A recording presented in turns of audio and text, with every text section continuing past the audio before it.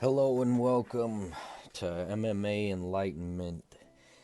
We're going to focus on UFC 274, Charles Oliveira versus Justin Gaethje, and where to put your money.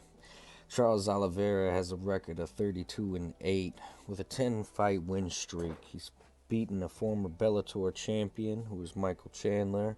He has 12 performances of the nights, 3 fight of the nights, and 3 submissions of the nights. He also holds the UFC record for 15 submission wins, and he's currently number 5 on the pound for pound list. He's going up against Justin Gaethje, who is 23 and 3, who comes from a background of an NCAA Division 1 wrestling.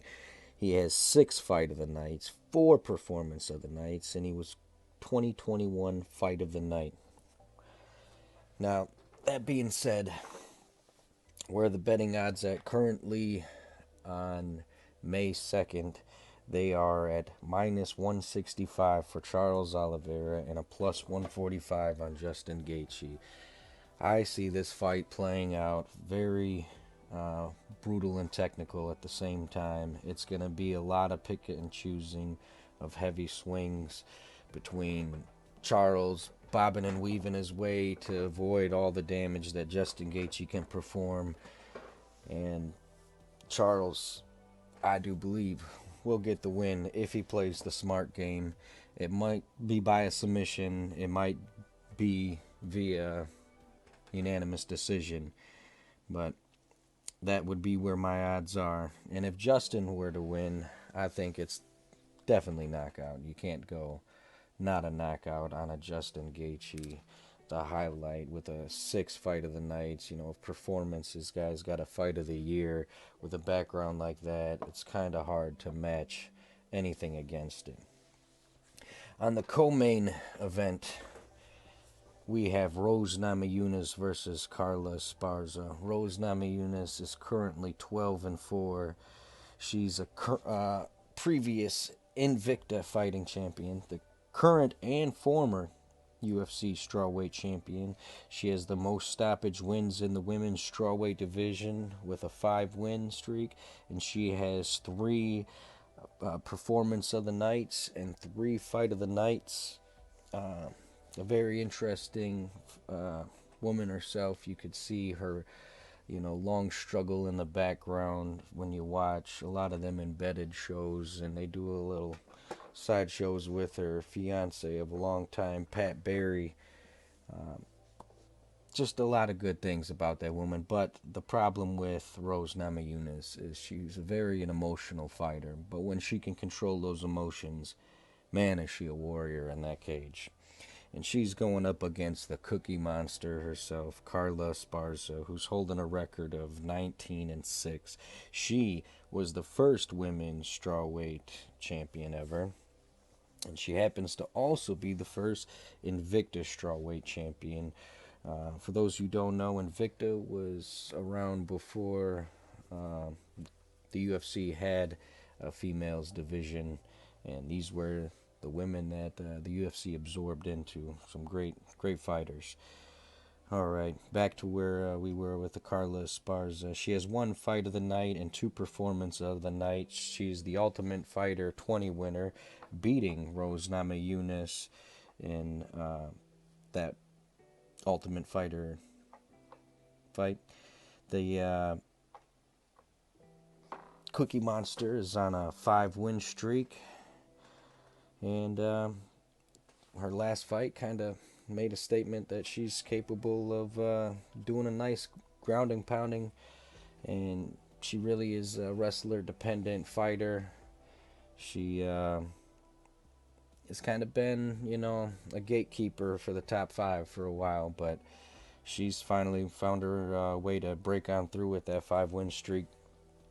Right now, the betting odds are currently minus 195 for Rose Namajunas and plus 165 for Carla Esparza.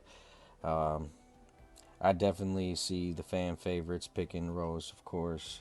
It's not a bad choice. I definitely think Rose is a gamble fighter. She's somebody who you need to know what she looks like emotionally that week during weight cut and see how she composes herself. If you see she's focused and determined like she was against the Joanna Jacek fight, you know we're going to get a brutal, phenomenal fight just like she was in the first Zhang Weili fight. So, you know, it all depends on her fight that week against the weight cut and the mentality. But for Carla Esparza, she seems to be quite driven and focused on what she wants, and you can tell she wants that title back.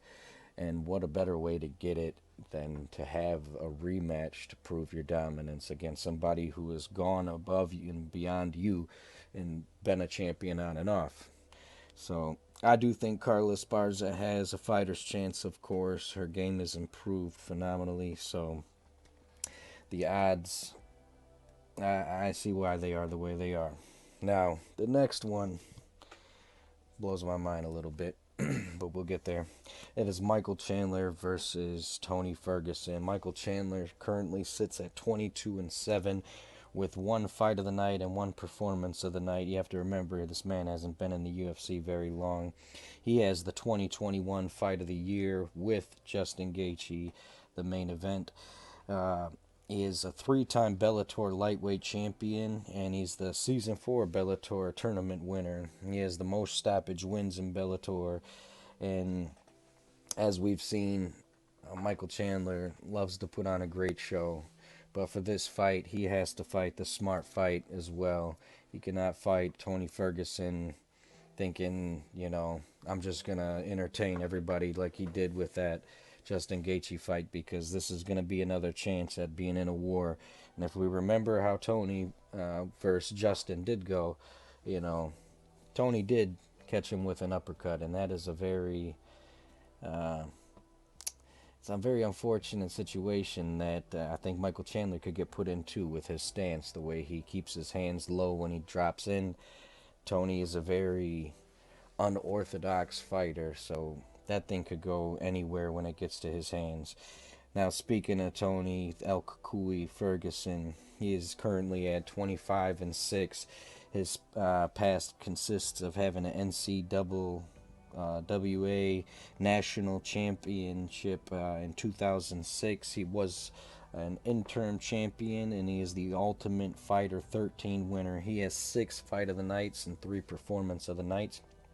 He has 1 knockout of the night and 1 sub of the night, and he has the most consecutive wins in the lightweight division at a current reign of 12 wins in a row.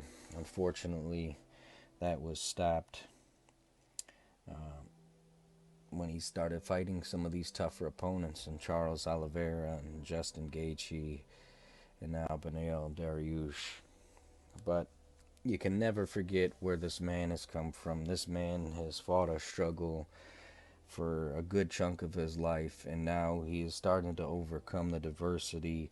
And I think that we have a very determined Tony Ferguson on our hands here.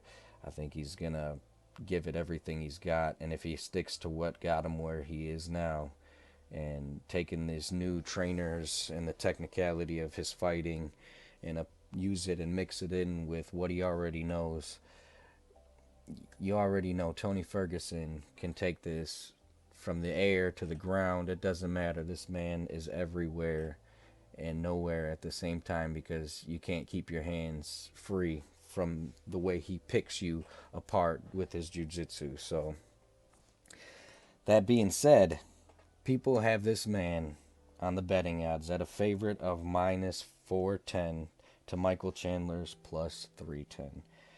That is not how I was expecting the odds to go. I do think Michael Chandler has a great chance at winning this fight.